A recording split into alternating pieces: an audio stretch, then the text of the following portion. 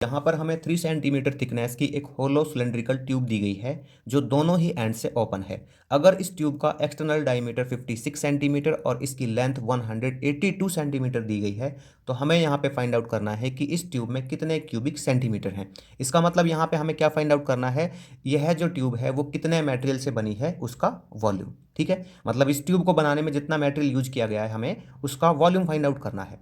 तो देखिए मान लीजिए ये हमारे पास क्या है, एक सिलेंड्रिकल ट्यूब है, ठीक है ना, होलो सिलिंड्रिकल ट्यूब। तो हमें क्या करना होगा, यहाँ पे इसका मटेरियल का वॉल्यूम निकालने के लिए इसके आउटर वॉल्यूम में से इसके इनर वॉल्यूम को माइनस करना होगा। ठीक है, तो इस तरह से इसका जो मटेरियल होगा ना उसका वॉल्यूम निकल आएगा कि इतने मटेरियल का इसमें यूज किया गया है। तो देखिए मैं यहाँ पे ले लेता हूँ इसको, length of tube it equal to 182 centimetre. ठीक है, जो जो यहाँ पे दिया गया है पहले मैं उसको ले लेता हूँ। इसका आउटर डायमीटर है यहाँ पर 56 सेंटीमीटर, तो इसकी जो आउटर रेडियस है मैं वो निकाल लेता हूँ। तो वो इस डायमीटर का हाफ करके आ जाएगी 56/2 इट इक्वल टू ये आ जाएगा 28 सेंटीमीटर। ठीक है, इसकी यहाँ पे थिकनेस और राइट कर लेते हैं, थिकनेस भी दी हुई है यहाँ पे। तो thickness of tube, thickness of tube ये यहाँ पे कितनी दी गई है, 3 सेंटीमीटर। ठीक है, तो इसका जो इनर डायमीटर है वो कैसे निकलेगा, मैं यहाँ पे राइट कर देता हूँ इसका इनर डायमीटर, इनर डायमीटर। तो देखो ये कैसे निकालेंगे, ये मान लीजिए इसका क्या है, मैं यहाँ पे एक एंड बना देता हूँ इसका, तो ये इस तरह से होगा यहाँ पे। ठीक है, अब देखिए इसका जो आउटर डायमीटर है ये कितना है, ये यहाँ पे 56 सेंटीमीटर है। और इसका जो इनर डायमीटर है वो हम कैसे निकालेंगे, वो निकाल सकते हैं हम। देखो इसकी थिकनेस यहाँ पे 3 सेंटीमीटर, ये 3 सेंटीमीटर और ये 3 सेंटीमीटर। तो इसका जो इनर डायमीटर है वो कितना हो जाएगा, जब देखो 3 यहाँ से कटेगा और 3 यहाँ से कटेगा तो ये कितना रह जाएगा, ये रह जाएगा 56 में से 6 माइनस करके 50 सेंटीमीटर रह जाएगा। तो मैं यहाँ पे राइट कर दूंगा 56 में से 3 माइनस 3, तो ये आ गया हमारे पास 50 सेंटीमीटर। तो इनर डायमीटर निकल गया इसका। ठीक है, तो इसी तरह से इसकी जो हमारे पास इनर रेडियस है वो आ जाएगी, तो इनर रेडियस। ठीक है, मैं इस इनर रेडियस को स्मॉल आर से डिनोट कर रहा हूँ, जैसे मैंने यहाँ पे आउटर रेडियस को कैपिटल आर से डिनोट किया है। ठीक है, तो मैं यहाँ पे ले लेता हूँ इसका हाफ 50/2, तो ये हो जाएगा 25 सेंटीमीटर।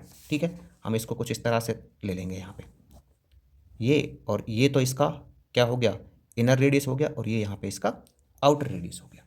ठीक है, करना क्या है हमें, इसका वॉल्यूम निकालने के लिए इसके कि इसमें कितना मटेरियल यूज किया गया है, इसके आउटर वॉल्यूम में से इसके इनर वॉल्यूम को माइनस करेंगे। तो मैं यहाँ पे राइट कर देता हूँ।